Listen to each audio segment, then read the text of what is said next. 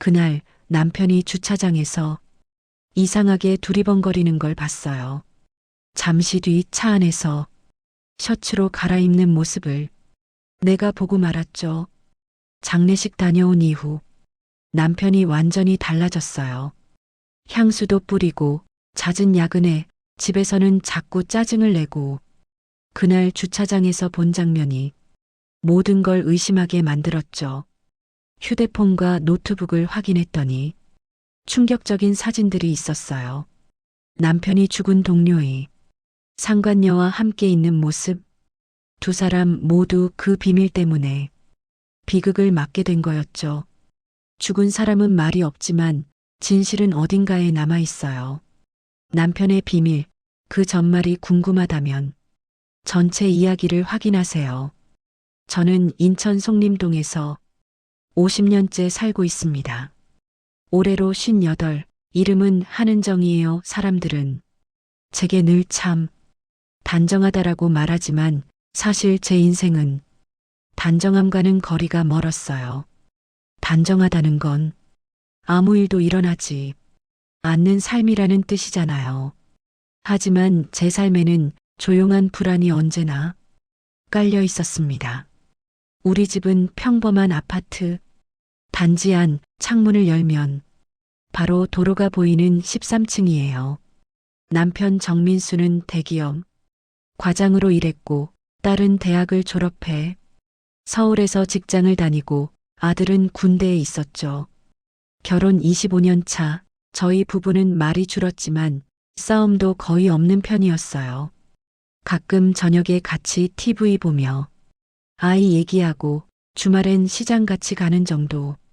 서로의 일상에 무관심하진 않았지만 열정이 있던 때는 이미 오래전에 지나갔습니다. 그 평범함이 당연한 행복이라고 믿었어요. 하지만 그건 균열이 일어나기 전에 평온이었다는 걸 이제야 알겠어요. 그날 아침 남편이 셔츠 단추를 잠그며 말했어요. 오늘 회사 동료 장례식이 있어서 잠깐 다녀올게. 어느 분이야? 김성훈 있잖아. 예전에 같은 팀이었잖아. 갑자기 심장마비래. 그는 담담했어요. 늘 그렇듯 일 얘기는 깊이 하지 않으니까 저도 그냥 그래. 조심히 다녀와요 하고 말았죠. 그의 넥타이를 매주며 저는 속으로 짧은 기도를 했어요. 부디 오늘도 무사히 다녀오길. 그때까진 정말 아무 일도 없었어요. 오후 1시쯤 나간 남편은 밤 7시가 넘도록 돌아오지 않았어요.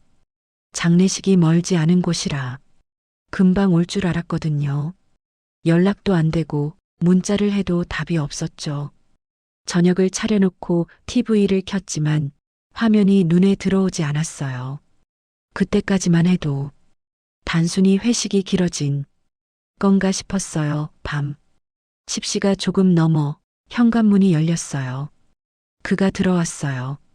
평소보다 훨씬 늦은 시간이었죠. 그의 얼굴엔 피곤함보다 이상한 고요가 깃들어 있었어요. 장례식 어땠어요?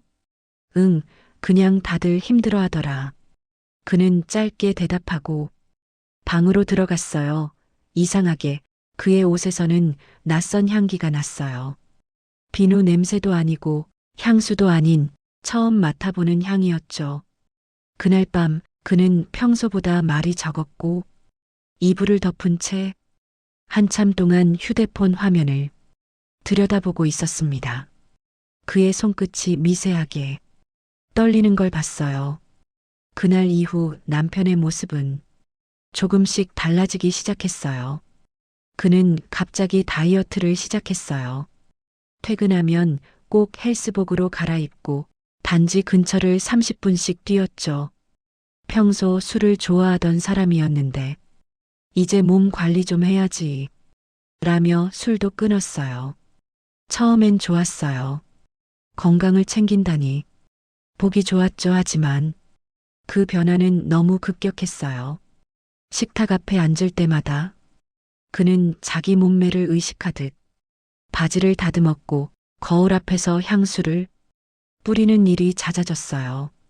결혼 후 25년 동안 그가 향수를 뿌린 적은 단 한 번도 없었는데 말이에요. 갑자기 향수는 왜 뿌려요? 제가 장난스럽게 묻자 그는 짧게 대답했어요. 그냥 기분 전환이지. 뭐 그 대답은 너무 가볍게 흘러나왔지만 그 뒤에 묘한 긴장감이 숨어 있었어요. 며칠 후부터 그는 퇴근이 늦어졌어요. 회사에선 야근이 많다고 했어요. 출장도 잦아졌고 전화는 자주 받지 않았어요.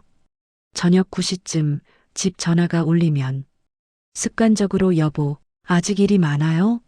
라고 묻곤 했는데 그는 언제부턴가 이따 얘기하자 라며 급히 전화를 끊었어요. 하루, 이틀, 그리고 한 달.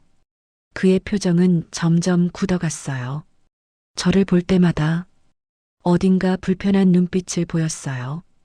요즘 왜 이렇게 짜증이 많아요? 그냥 피곤해서. 그래, 그는 늘 그 말로 끝냈어요. 그날 밤 저는 잠이 오지 않았어요. 그의 휴대폰 화면이 잠시 켜졌다가 꺼지는 걸 봤어요. 침대 옆 탁자 위에서 은은하게 불빛이 새어나왔죠. 그가 샤워하러 간 사이 저는 본능적으로 손을 뻗었어요. 잠금 화면엔 미날라는 이름이 뜨는 메시지 알림이 있었습니다. 순간 제 손끝이 얼어붙었어요. 그 이름은 낯설었지만 하트 이모티콘이 모든 걸 설명하고 있었어요. 그는 이 사실을 알고 있었을까요? 아니면 아무렇지 않게 숨기고 있었을까요? 샤워기 물소리가 멈추자 저는 급히 폰을 내려놓았어요. 심장이 너무 빨리 뛰어서 숨이 막힐 지경이었죠. 그날 이후 제 하루는 의심으로 시작해서 의심으로 끝났어요. 며칠 후 비가 부슬부슬 내리던 주말이었어요. 남편이 거실에서 골프 모자를 쓰며 말했어요. 오늘 친구들이랑 골프 치러 간다. 비 오는데요? 요즘 실내 스크린 골프장 많잖아. 그는 웃으며 신발을 신었어요. 그때 우산을 두고 나가는 걸 봤어요. 잠시 망설이다가 우산을 챙겨주려고 따라 내려갔죠. 엘리베이터 문이 열릴 때 이상하게 가슴이 두근거렸어요. 별일 아닌 일인데도 왜 이렇게 불안한지 모르겠더군요. 주차장에 도착했을 때 남편은 차 안에 있었어요. 그는 조수석에서 옷을 갈아입고 있었어요. 운전석 창문 너머로 보였죠. 그가 벗고 있던 회색 티셔츠가 뒷좌석에 던져지고 그 자리에 흰 셔츠가 펼쳐졌어요. 그 셔츠는 깔끔했고 다림질 자국까지 남아 있었어요. 순간 그의 몸짓 하나하나가 너무 낯설게 느껴졌어요. 남편이 아니었어요. 그건 낯선 남자였어요. 그의 손목에는 처음 보는 시계가 있었고 셔츠 단추를 잠그며 거울을 보던 그의 표정은 누군가를 만나러 가는 사람의 얼굴이었어요. 저는 숨을 죽였어요. 그를 부르지 못했어요. 몸이 얼어붙은 것처럼 움직이지 않았어요. 차 문이 닫히고 그는 천천히 주차장을 빠져나갔어요. 빗방울이 차창을 두드리는 소리만 남았어요. 그날 밤 저는 침대 위에서 한참을 울었어요. 그를 믿고 싶었어요. 그냥 단순한 오해이길 바랐어요. 하지만 제 눈으로 본 그 장면은 어떤 변명으로도 덮을 수 없었어요. 그 셔츠는 누구를 위한 걸까? 그 향기는 누구에게 보여주기 위한 걸까? 다리미 위에서 셔츠를 밀던 제 손이 멈췄어요. 열이 식어가며 김이 사라지자 그의 미소도 함께 사라지는 것 같았어요. 나는 아직도 그날이 비냄새를 기억해요. 주차장 콘크리트 위를 흘러내리던 물줄기, 셔츠 단추를 채우던 그의 손, 그리고 그 손에 스며 있던 낯선 향기. 그 향기는 아직도 내 기억 속에서 지워지지 않아요. 그날 이후 남편이 집을 비운 날이 많아졌어요. 처음엔 단순히 회사 일이 많아서 그런 줄 알았죠. 하지만 마음 한구석에는 늘 불편함이 자리 잡고 있었습니다. 저도 모르게 그 불편함은 의심이라는 이름으로 조금씩 자라났어요. 그날 저는 우연히 그의 휴대폰을 보게 됐어요. 평소 같았으면 절대 손대지 않았을 텐데 그날은 뭔가 달랐습니다. 심장이 빠르게 뛰었지만 손이 먼저 움직였어요. 그의 주머니에서 휴대폰을 꺼내 화면을 켰습니다. 메시지 목록 속에 낯선 이름 하나가 눈에 들어왔어요. 미나라고 되어 있었죠. 저는 한참을 화면을 바라봤어요. 그녀와 남편 사이가 얼마나 자주 연락했는지는 메시지 숫자로 충분히 알 수 있었어요. 하루에도 몇 통씩 오가는 메시지.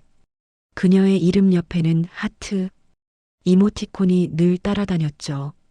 심장이 쿵하고 내려앉는 느낌이었어요. 설마 아니겠지. 스스로에게 말하며 저는 손가락을 떨면서 전화 버튼을 눌렀어요. 전화가 연결되자 상냥하고 차분한 여성의 목소리가 들렸어요. 여보세요? 그 순간 제 입술이 굳었지만 저는 최대한 담담하게 말했어요. 저 혹시 미나 씨 맞으신가요? 잠시 침묵이 흘렀고 그 침묵이 마치 바늘처럼 제 가슴을 찔렀어요. 그리고 그녀가 조용히 대답했죠. 아, 네, 그런데 누구시죠? 목소리는 부드러웠어요. 하지만 그 부드러움이 오히려 더 차가운 느낌을 주었어요. 그녀는 스스로를 소개하며 말했어요.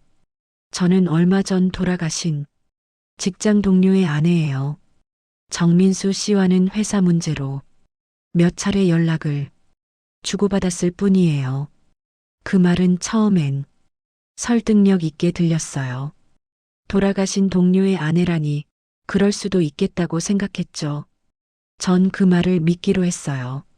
남편과 무슨 일이 있었든 이미 죽은 사람과 관련된 일이라면 의심은 접어도 된다고 마음먹었어요. 하지만 그 믿음은 오래가지 않았습니다. 그날 이후 집안의 공기는 점점 차가워졌어요. 남편은 집에 있는 시간도 줄고 집에 와도 TV 앞 소파에 앉아 휴대폰만 바라보았죠. 말수가 적어졌고 저를 마주보는 눈빛에도 기운이 없었어요. 가끔 대화하려 해도 그는 금방 다른 이야기를 꺼내며 화제를 바꾸었죠. 저는 차라리 말을 줄였어요. 집안 공기가 얼어붙은 것처럼 느껴졌어요. 밤이 깊을수록 저는 혼자 부엌 불빛 아래에서 설거지를 하며 무슨 일이 있는 걸까라는 생각만 반복했죠. 며칠 뒤 남편이 늦게 귀가한 날이었어요. 우산을 들지 않고 나갔기에 비가 내리는 주차장까지 따라 내려갔죠.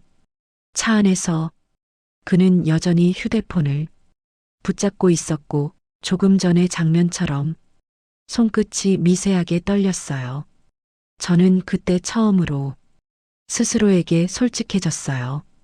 그녀가 단순한 직장 동료의 아내일까? 머릿속에서 모든 가능성을 계산해 봤어요. 하지만 어떤 계산도 제 마음을 안정시켜주지 않았죠. 그날 저녁 저는 주방에서 찻잔을 쥔 채 가만히 앉아 있었어요. 숨을 깊게 들이마셨지만 가슴속 불안은 점점 커졌어요.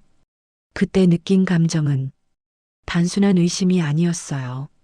그녀에게서 들은 말은 제 남편을 정당화하는 듯 들렸지만 제 마음은 오히려 혼란스러워졌어요. 혹시 남편은 저에게 무언가를 숨기고 있는 걸까? 그 의심이 마음속에서 자라기 시작했죠. 낮에는 세탁소 일을 하면서 바쁘게 손을 움직였지만 밤이 되면 온전히 그 생각에 잠식당했어요. 침대 옆 탁자에 놓인 휴대폰을 바라보며 그날 통화의 목소리를 떠올렸죠. 그 부드러운 목소리가 어쩐지 은밀한 계획을 숨기고 있는 듯 느껴졌어요. 며칠 뒤 남편과의 대화는 점점 단절됐어요. 질문을 던지면 그는 짧게 대답하거나 아예 무시했죠. 집안 분위기는 냉기와 침묵으로 채워졌어요.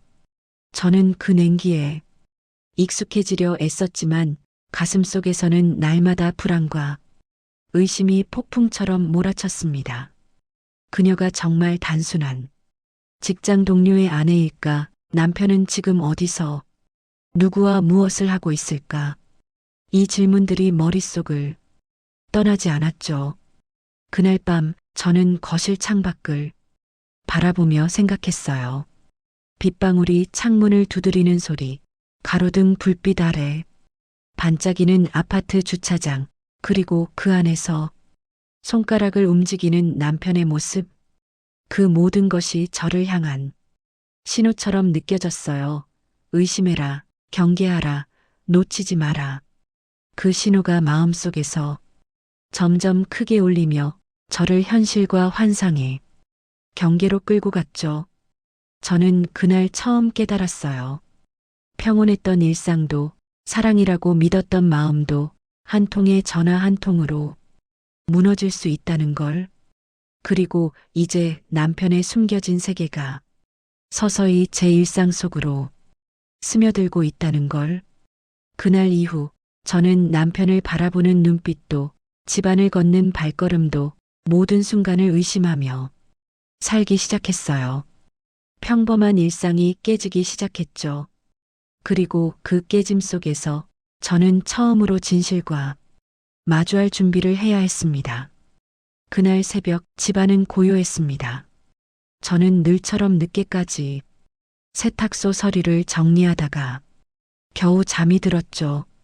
손목 시계를 보니 시침이 3시를 가리키고 있었어요. 그때 휴대폰 진동 소리가 들렸습니다.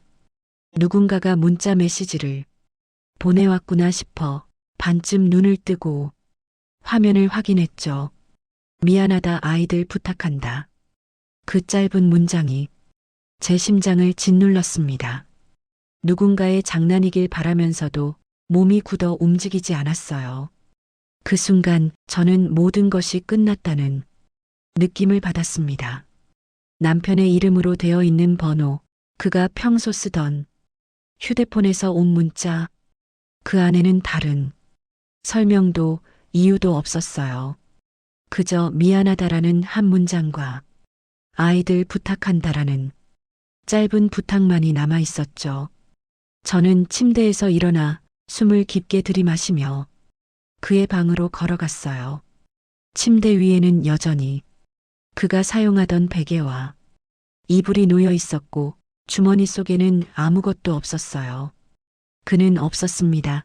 그날 저는 경찰에 신고했어요.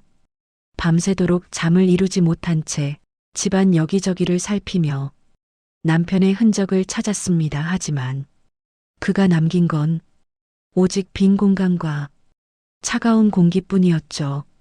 경찰 수색이 시작되었습니다. 주변 CCTV, 차량 이동 경로, 친구와 직장 동료의 연락망까지 확인했죠. 그 결과 그는 멀리 가지 못한 채 숨진 채 발견되었다는 소식을 들었습니다. 말문이 막히고 눈물이 흐르지 않았어요.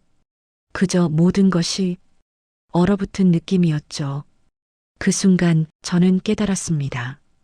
그가 숨기고 있었던 비밀의 무게가 제 삶을 얼마나 깊게 잠식했는지. 수사 과정에서 밝혀진 사실은 충격적이었어요. 그는 이미 1년 전에 회사를 그만두었다고 했습니다.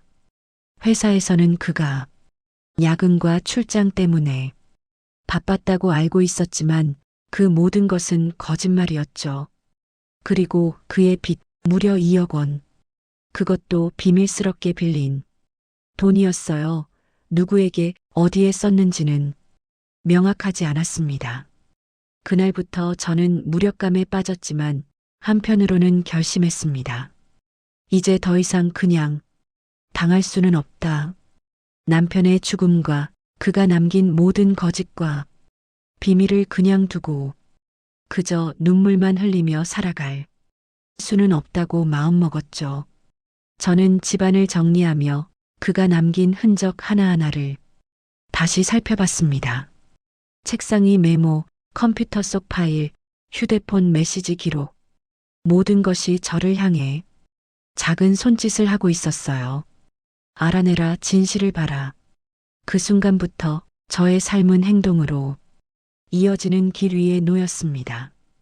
더 이상 침묵하지 않고 더 이상 의심만으로 하루를 낭비하지 않기로 했죠. 그날 이후 저는 변했습니다. 손이 떨리고 허리가 굽어도 저는 다시 일을 시작했습니다. 세탁소의 다리미를 잡는 일조차 그 손끝에 집중하며 마음을 다잡았죠. 하지만 마음속 깊은 곳에서는 남편의 흔적과 함께 살아가는 고통이 계속되었습니다. 그 고통을 견디는 동안 저는 하나씩 진실을 향해 나아가기로 했습니다. 남편이 숨기고 숨기다 떠난 모든 것, 그가 남긴 의문들, 그리고 그 뒤에 남은 질문들. 왜 그랬을까? 누구와 함께였을까? 무엇이 그를 그렇게 만들었을까? 이 질문들을 멈추지 않고 저는 행동으로 답을 찾기로 마음먹었습니다.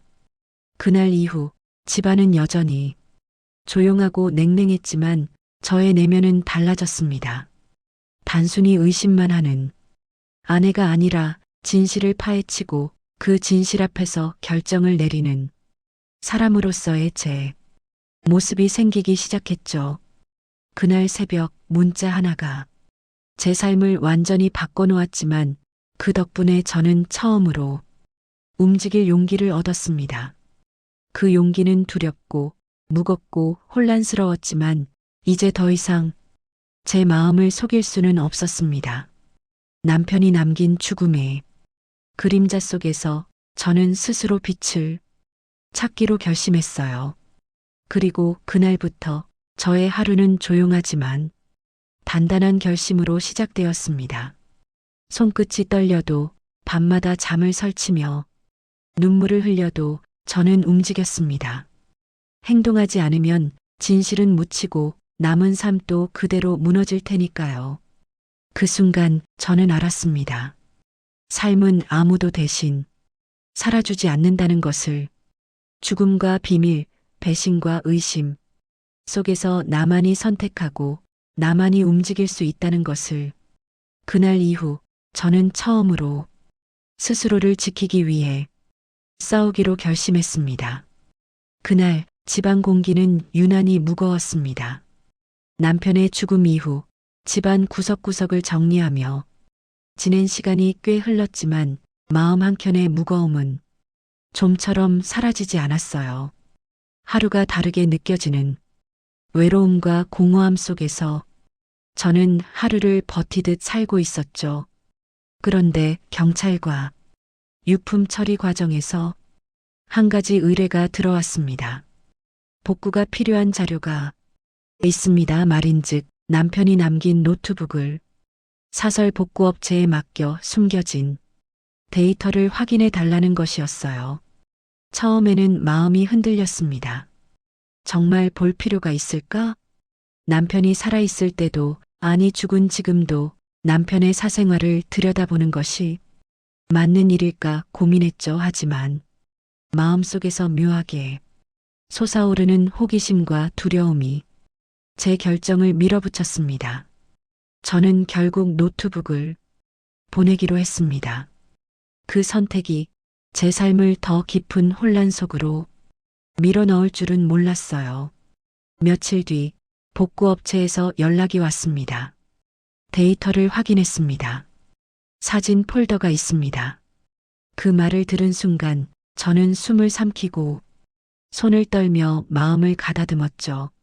사진 폴더를 열자 화면에 나타난 것은 상상조차 하지 못한 광경이었어요. 남편이 그리고 익숙한 목소리로 통화했던 그 여성이 서로를 향해 카메라를 들고 있는 모습이었어요. 둘은 서로의 모습을 찍고 있었고 평범한 웃음 속에서도 이상한 긴장감이 느껴졌습니다. 제 눈앞에 펼쳐진 사진들은 저를 한순간에 얼어붙게 만들었어요. 마치 그 장면들이 현실이 아닌 어둡고 무거운 꿈 속에서 보는 것만 같았죠. 머릿속에서 질문이 맴돌았습니다. 그녀가 정말 누구인가? 왜 남편은 그녀와 이런 일을 했을까? 내가 통화했던 그녀가 맞는 걸까? 머릿속에서 질문은 끝없이 이어졌고 심장은 점점 더 빠르게 뛰었어요. 사진을 한 장, 한 장 넘길 때마다 저는 숨을 죽였고 손이 떨렸습니다. 어떤 사진은 너무 자연스러워서 처음에는 장난처럼 느껴졌지만 뒤로 갈수록 그 친밀감과 몰입이 저를 더 깊은 혼란으로 끌고 갔죠. 밤이 깊었고 세탁기는 부엌 구석에서 여전히 돌고 있었어요. 그 소리와 함께 제 마음도 멈추지 않고 돌았습니다. 사진 속 장면들이 머릿속에서 반복 재생되며 남편의 모든 숨겨진 세계가 저를 압박했죠. 저는 그 여성을 생각하며 무수한 질문을 되뇌었습니다. 그녀는 정말 단순한 직장 동료의 아내였을까? 아니면 남편과 나 사이를 흔들려고 한 사람일까? 남편은 내 앞에서 얼마나 많은 거짓을 숨겼던 걸까? 질문은 끝이 없었고 그 끝에 있는 답은 저를 더 절망하게 만들었습니다. 모든 것이 무너지는 기분, 믿었던 사람에게서 배신당한 기분, 그 충격이 온몸을 감싸고 있었죠. 사진을 확인한 날 이후 저는 점점 고립되었습니다. 전화도 받지 않고 친구도 만나지 않았죠. 집안에서 나오는 소음은 단순한 기계음조차도 저를 불안하게 만들었어요. 밤마다 저는 침대에 누워 손에 노트북을 쥐고 사진을 한 장씩 되새기며 남편과 그녀의 웃음, 눈빛, 손짓을 떠올렸습니다. 마치 그 장면들이 제 삶 속으로 스며드는 것만 같았어요. 그러던 어느 날 저는 스스로에게 묻기 시작했습니다. 이제 나는 무엇을 해야 하는가? 이 모든 혼란 속에서 나는 어떻게 살아야 하는가? 질문 속에 답은 없었지만 마음속 깊은 곳에서는 한 가지 결심이 싹트고 있었습니다. 이대로 무력하게 당할 순 없다.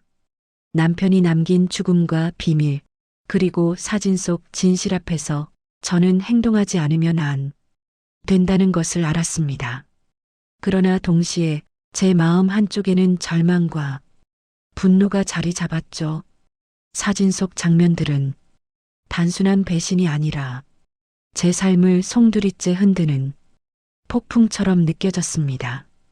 그 폭풍 속에서 저는 스스로를 지켜야 했고 무엇보다 진실을 알아내야 했죠. 그날부터 집안의 공기는 여전히 차가웠지만 저의 내면은 조금씩 단단해지기 시작했습니다. 노트북 속 사진들은 여전히 제 마음을 흔들었지만 그 혼란 속에서 저는 다음 행동을 계획하기 시작했습니다. 그녀가 정말 누구인지, 남편은 어떤 삶을 숨기고 있었는지, 그리고 그 진실이 제 삶을 어디로 이끌지. 모든 것이 불확실했지만 이제 저는 멈추지 않기로 했습니다. 사진 속 현실이 아무리 참혹하고 절망적이어도 저는 그 속에서 길을 찾기로 결심했죠. 그날 이후 저는 더 이상 단순히 아내로서 기다리는 존재가 아니었습니다. 그날 아침 비가 작게 내리고 있었습니다. 집안은 여전히 고요했고 세탁소에서 돌아온 저는 커피 잔을 들고 창밖을 바라보고 있었죠. 머릿속에는 노트북 속 사진들이 끊임없이 재생되고 있었어요. 남편과 그녀, 그리고 그 사진들 속 웃음과 긴장감이 머릿속에서 떠나질 않았습니다. 저는 결심했습니다. 더 이상 혼자 고민할 수 없다. 누군가에게 진실을 확인해야 한다. 그래서 오래전부터 알고 지냈던 남편의 직장 동료 몇 명에게 연락을 시작했어요. 조심스레, 그리고 최대한 담담하게. 처음엔 아무도 명확한 답을 주지 않았습니다. 아무것도 몰라요. 정민수 씨가 뭐라고 했나요? 짧은 대답들 뿐이었죠. 하지만 저는 포기하지 않았습니다. 누군가 반드시 알고 있을 거라는 확신이 있었어요. 며칠 동안 전화를 하고 메일을 보내고 친구들을 만나는 작은 모임마다 조심스럽게 질문을 던졌습니다. 그리고 마침내 그토록 기다리던 한 사람으로부터 충격적인 답변을 들었어요. 그 여자는 돌아가신 동료의 아내가 아닙니다. 그는 상관녀였어요. 그 순간 제 심장은 한 박자 멈췄습니다. 상관녀. 머릿속에서 단어가 여러 번 울렸지만 아무것도 이해되지 않았어요. 그녀가 죽은 직장 동료의 아내라고 들었던 말이 모든 것이 거짓이었다는 충격, 그리고 남편이 저를 속였다는 사실이 한꺼번에 몰려왔습니다. 숨이 막혔고 손이 떨렸습니다. 하지만 더 큰 충격은 그 다음에 왔습니다. 정민수 씨뿐만 아니라 돌아가신 다른 남성도 같은 여자를 만났어요. 두 사람 모두 같은 방식으로 삶을 끝냈습니다. 그리고 두 사람 모두 큰 빚을 남겼죠. 말이 끝나기도 전에 저는 눈앞이 아득해졌습니다. 남편의 죽음, 동료의 죽음, 그 모든 사건이 한 여자를 중심으로 연결되어 있었다는 사실. 머릿속은 혼란과 절망으로 뒤덮였어요. 그 여자가 단순한 우연이 아니라 두 남자의 삶을, 운명을 흔든 존재라는 것. 그날 저는 문득 깨달았습니다. 두 남자의 죽음에 한 여자가 연관되어 있다. 그것이 이야기의 핵심 의문이자 제 삶에 남겨진 질문의 실마리였습니다. 그 충격 속에서 저는 오래된 기억을 떠올렸습니다. 남편이 다이어트를 시작하고 향수를 뿌리며 집에서 점점 멀어진 시기, 장례식에 다녀온 후 주차장에서 옷을 갈아입던 순간, 그 모든 작은 변화가 이제 이해되기 시작했죠. 그녀가 등장한 순간부터 두 남자의 삶은 서서히 균열되기 시작했어요. 겉으로 보기엔 평범한 일상, 하지만 안으로는 누군가의 그림자가 잠식하고 있었던 겁니다. 저는 조용히 눈을 감고 생각했습니다. 왜 그랬을까? 도대체 그녀는 누구길래? 머릿속에 수많은 질문이 떠올랐지만 답은 단 한 가지였습니다. 진실을 확인해야 한다. 그녀가 단순한 피해자일 수도, 혹은 계획된 행동을 한 사람일 수도, 모든 가능성을 열어두고 저는 움직여야 했습니다. 그날 우산을 들고 빗속을 걸으며 집안의 고요와 혼란을 동시에 느꼈습니다. 주차장에는 남편의 차도 없고 사진 속 그녀의 흔적도 남아있지 않았지만 그녀의 존재감은 제 마음을 떠나지 않았습니다. 저는 깨달았습니다. 진실은 이미 사진과 메시지 속에 있었지만 그 진실의 의미를 풀어낼 사람은 오직 저뿐이라는 것을, 그녀가 누구인지, 왜 두 남자를 동시에 흔들었는지, 그리고 그 과정에서 남편이 어떤 선택을 했는지, 모든 것을 알아야 한다고 마음먹었습니다. 그리고 그 순간 저는 행동을 결심했습니다. 이제 더 이상 피해자가 되지 않겠다. 진실을 마주하고 그 끝을 볼 것이다. 그 결심은 조용하지만 단단했습니다. 비록 두려움이 몰려와도 저는 스스로를 지키고 숨겨진 모든 사실을 밝혀낼 준비를 하기로 했죠. 그날 이후 저는 단순한 의심과 불안에서 벗어나 적극적으로 사건을 추적할 사람이 되었습니다. 그녀가 남긴 흔적, 노트북 속 사진, 그리고 남편과 동료의 죽음. 이 모든 것이 얽힌 미로 속에서 저는 한 걸음씩 진실에 다가가기 시작했습니다. 마음은 여전히 무겁고 숨이 막히는 순간도 많았지만 저는 결코 멈추지 않겠다고 다짐했어요. 그리고 그날 저는 처음으로 깨달았습니다. 진실 앞에서 행동하는 것만이 상실과 배신 속에서도 살아남을 수 있는 유일한 길이라는 것을. 그날도 새벽까지 잠이 오지 않았다. 노트북 화면 위로 반사된 내 얼굴은 낯설었다. 누군가를 그렇게 오래 미워한 적이 있었던가? 누군가에게 이렇게까지 이유를 알고 싶었던 적이 있었던가? 남편의 죽음 이후 내 하루는 단 하나의 질문으로 점점 무너져 갔다. 그 여자는 대체 누구인가? 그 질문이 나를 잡아먹었다. 사진 속 여자는 내 기억 속에서 너무 선명했다. 남편의 휴대폰 속 죽은 직장 동료의 아내라고 했던 그 여자. 그때는 그렇게 믿었다. 그래야 버틸 수 있었으니까. 하지만 이제는 확신했다. 그녀가 모든 걸 알고 있다고. 그녀가 내 남편을 바꿔놓았다고. 그리고 어쩌면 그녀가 그를 죽음으로 몰았을지도 모른다고. 그날 나는 전화를 걸었다. 번호를 누르는 손끝이 떨렸다. 여보세요? 익숙한 목소리였다. 처음 들었을 때보다 차분하고 조금은 피곤한 음색. 저, 기억하시죠? 저, 그 사람 아내예요. 아, 네. 기억해요. 짧고 건조했다. 한참 침묵이 흘렀다. 나는 숨을 삼켰다. 그때 말씀하신 죽은 동료의 아내라는 말 혹시 그녀가 말을 끊었다. 그건 그때 상황이 복잡해서요. 죄송해요. 그 한마디가 내 심장을 쥐어짜는 듯 했다. 복잡해서요? 네. 그냥 그렇게 말하는 게 편했어요. 그녀의 목소리는 담담했다. 너무 담담해서 오히려 섬뜩했다. 당신, 제 남편과 그런 사이였죠? 잠시 정적. 그리고 짧은 대답. 아니요. 그런 일 없어요. 그 부정이 너무 자연스러워서 오히려 진짜 같았다. 하지만 나는 이미 알고 있었다. 남편의 노트북 속 사진들이 그들의 관계를 다 말해주고 있었다. 그녀가 무슨 표정을 짓든 나는 속지 않았다. 남편이 죽은 건 알고 있나요? 네. 그런데 아무렇지도 않아요? 사람이 죽으면 다 슬프죠.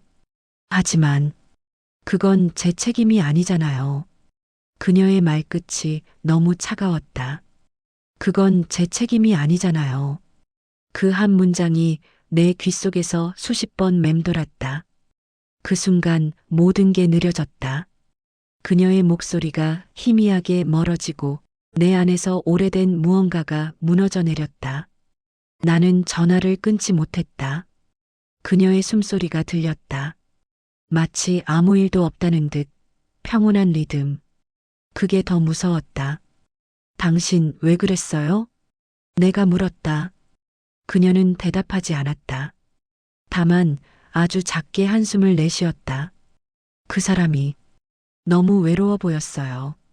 그녀의 목소리는 낮았고 어딘가 슬펐다. 그 사람도 나도 그냥 외로웠어요. 외로웠다. 그 말이 내 가슴을 후벼 팠다. 내가 몇 년 동안 외로움을 참고 견디며 가정을 지켜왔는지 그녀는 모른다. 남편은 외로웠다고 말했을지 몰라도 나는 늘 그 자리에 있었다. 그가 돌아올 자리를 비워두며 살았다. 외로워서요? 내 목소리가 떨렸다. 그럼 나는요? 나는 뭐였는데요? 나는 20년 동안 밥하고 빨래하고 기다렸어요. 그 사람이 야근한다고 하면 걱정하고. 그런데 당신은 외로워서였다고요? 그녀는 여전히 조용했다. 그러다 조용히 말했다. 그 사람 많이 힘들었어요. 회사에서도 집에서도 그 단어가 내 귓속에서 폭발했다. 나는 결국 소리쳤다. 그 집이 바로 나예요. 나라고요. 내가 그 사람의 집이에요. 순간 내 안에서 모든 감정이 뒤섞였다. 분노, 슬픔, 수치, 그리고 이해할 수 없는 허무. 그녀는 끝까지 흔들리지 않았다. 죄송해요. 그 말 하지 마요. 당신은 아무것도 모르잖아요. 그녀가 마지막으로 남긴 말은 그랬다. 이제 그만 놓아주세요. 그리고 전화가 끊겼다. 전화기 화면이 꺼진 뒤에도 한참 동안 아무 말도 할 수 없었다. 방 안엔 시계 초침 소리만 들렸다. 그만 놓아주세요. 그녀의 마지막 말이 마음속을 계속 긁었다. 그녀는 아무렇지 않게 내 남편을 빼앗고, 아무렇지 않게 그를 잃고, 아무렇지 않게 나에게 그만 놓으라고 했다. 나는 그날 밤 처음으로 울지 않았다. 눈물조차 나오지 않았다. 대신 온몸이 떨렸다. 분노인지 슬픔인지 알 수 없었다. 그날 이후 나는 스스로에게 물었다. 정말 그 여자가 모든 걸 망가뜨린 걸까? 아니면 이미 망가져 있던 걸 내가 보지 못한 걸까? 남편의 노트북을 다시 켰다. 사진 속 남편은 웃고 있었다. 그녀를 바라보며 행복해 보였다. 그 웃음은 내가 알고 있던 그 사람의 웃음이었다. 하지만 그 표정이 더 이상 내 기억 속 남편의 것이 아니었다. 나는 화면을 덮었다. 그리고 처음으로 그에게 속삭였다. 당신 왜 나한테 아무 말도 안 했어요? 왜 그렇게까지 숨겼어요? 대답은 없었다. 죽은 자는 말이 없으니까. 밤이 깊어갔다. 창밖에 불빛이 하나씩 꺼지고 세상은 고요해졌지만 내 마음은 더욱 시끄러워졌다. 그날 나는 깨달았다. 사람의 진심은 꼭 말로만 전해지는 게 아니란 걸. 그녀의 무심함 속에도 남편의 침묵 속에도 어쩌면 각자의 고통이 있었을지도 모른다. 하지만 그걸 이해하기엔 너무 늦었다. 모든 게 끝난 뒤였다. 그날 이후 나는 다시 전화기를 들지 않았다. 그녀에게도 세상 누구에게도. 대신 매일 새벽 남편의 낡은 셔츠를 세탁기에 넣었다. 그 향이 아직 남아 있었다. 그가 자주 뿌리던 그 향수 냄새. 그 냄새만큼은 아직 사라지지 않았다. 그때 알았다. 이건 분노의 이야기만이 아니라 사랑이 망가지는 과정을 버텨내는 이야기라는 걸. 그날 그 전화 한 통이 내 삶을 바꿔놓았다. 그리고 나는 처음으로 진실을 마주할 용기를 가졌다. 그날 아침 햇살은 희미하게 창문을 스며들었지만 집안은 여전히 조용했습니다. 밤새 세탁기와 커피 머신의 소리만 귓가를 울렸고 저는 여전히 노트북 속 사진과 메시지를 곱씹고 있었습니다. 하지만 오늘은 조금 달랐습니다. 제 마음속 깊은 곳에 조용하지만 단단한 깨달음이 자리 잡기 시작했거든요. 전문가를 만나러 가던 길, 저는 마음을 다잡고 있었습니다. 이제 진실을 보다 깊이 이해해야 한다. 그 생각만으로도 심장이 조금씩 안정되었죠. 전문가는 조용하지만 단호한 목소리로 말했습니다. 두 남성 모두 같은 심리적 패턴에 빠졌습니다. 그녀가 감정적 금전적으로 조종했을 가능성이 높아요. 단순히 우연의 일치가 아닙니다. 그 말을 들은 순간 저는 눈앞이 아득해지는 느낌을 받았습니다. 남편이 그리고 그 동료가 단순히 선택을 잘못한 것이 아니라 누군가의 심리적 지배에 의해 흔들렸다는 사실이 저를 한없이 무겁게 했죠. 그 순간 저는 다시 집으로 돌아왔습니다. 집안은 여전히 조용했고 하지만 제 마음속에서는 질문이 끊임없이 맴돌았어요.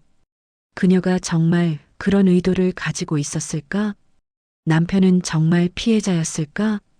그 모든 혼란 속에서 나는 어떻게 살아야 할까? 머릿속은 혼란스러웠지만 심장은 이전보다 단단하게 뛰고 있었습니다. 저는 알았습니다. 남편의 죽음은 단순한 비극이 아니라 정서적 지배의 결과였을지도 모른다는 것을. 그날 저는 오래전 친구에게서 연락을 받았습니다. 정혜 씨, 제가 도움이 될 수 있을 것 같아요. 친구는 변호사이자 심리 상담 전문가였고 저는 조심스럽게 모든 것을 털어놓기 시작했죠. 친구는 차분히 듣고 그리고 한참 후에 이렇게 말했습니다. 그녀는 남편과 동료를 가스라이팅했을 가능성이 있습니다. 하지만 그 과정에서 남편도 그 동료도 스스로 선택한 부분이 있어요. 모든 책임을 그에게만 돌릴 수는 없습니다. 그 말을 듣는 순간 저는 가슴 한쪽이 뜨거워지는 것을 느꼈습니다. 분노만이 아니라 이해가 조금씩 스며드는 순간이었죠. 그동안 배신감과 혼란으로 가득했던 마음이 조용히 진정되기 시작했습니다. 집으로 돌아온 저는 남편의 물건을 정리하며 노트북 속 사진과 메시지를 다시 들여다봤습니다.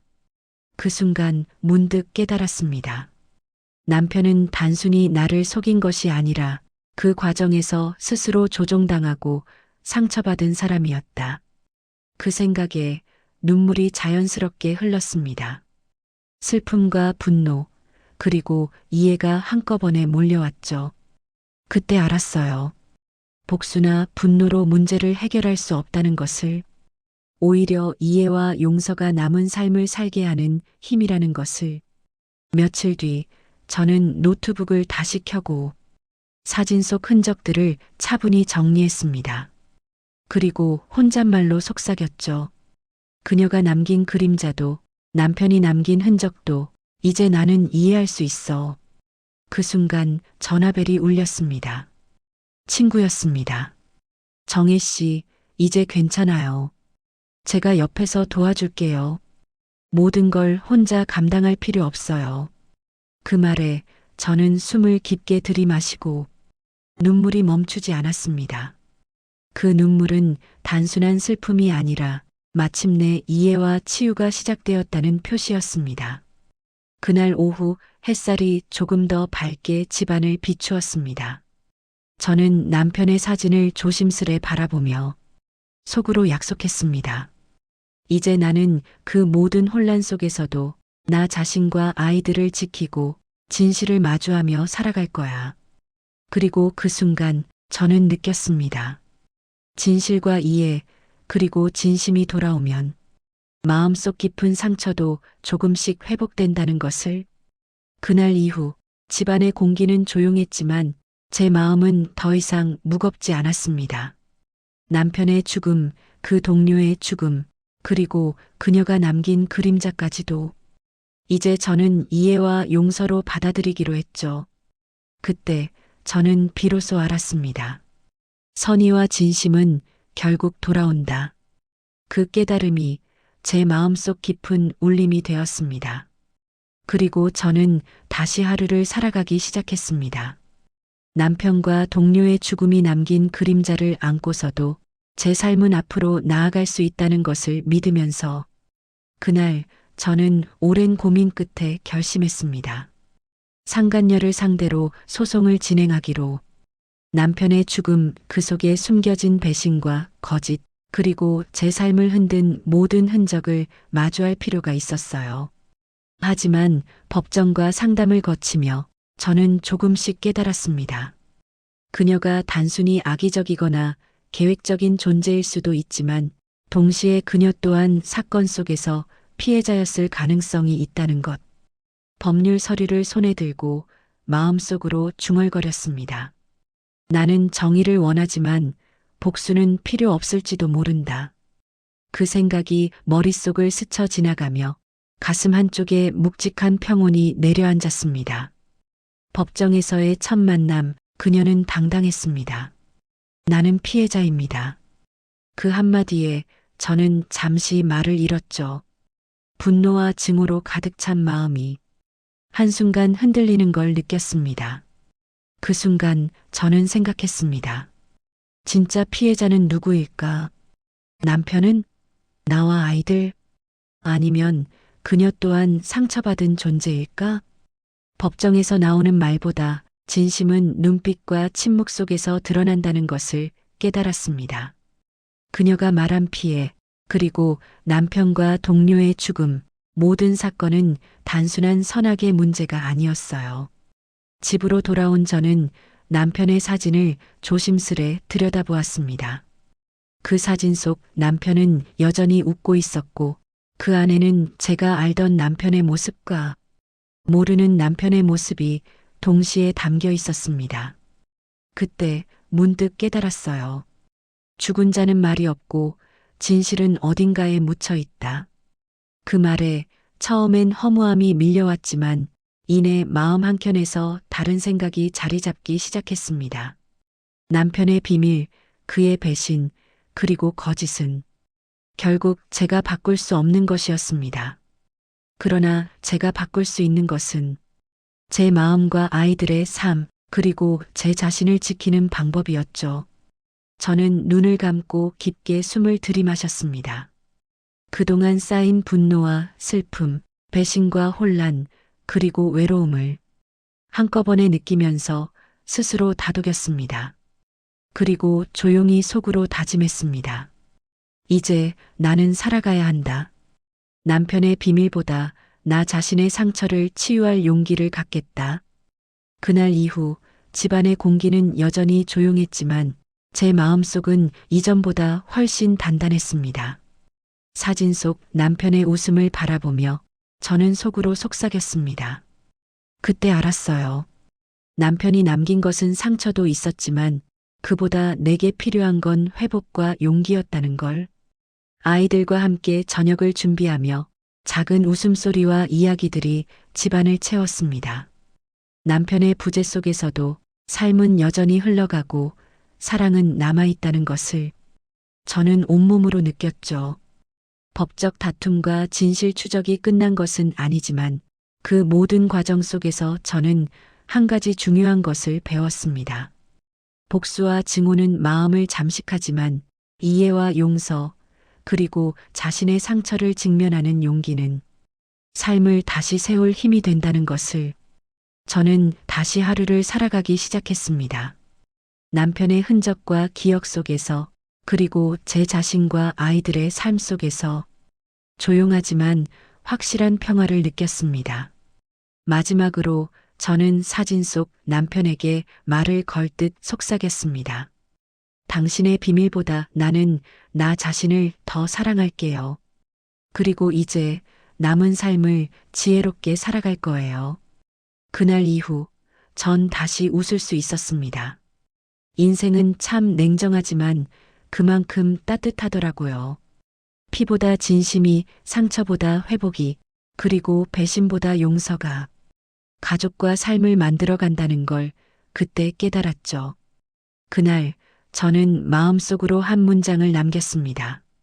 죽은 자는 말이 없고 진실은 어딘가에 묻혀 있지만 살아있는 우리는 상처를 치유할 용기를 가질 수 있다. 그리고 그 깨달음을 안고 저는 다시 하루를 살아가기 시작했습니다.